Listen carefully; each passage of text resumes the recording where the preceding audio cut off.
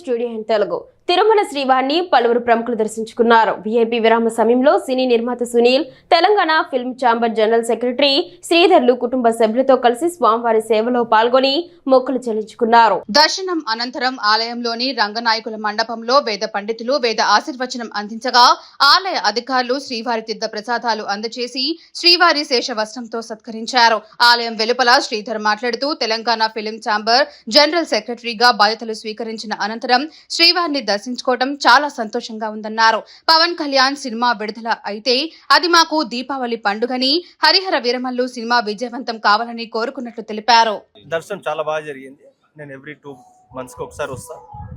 మొన్ననే తెలంగాణ ఎలక్షన్స్లో Telangana state film chamber of కామర్స్కి యాజ్ ఎ జనరల్ సెక్రటరీగా అపాయింట్ అయినా.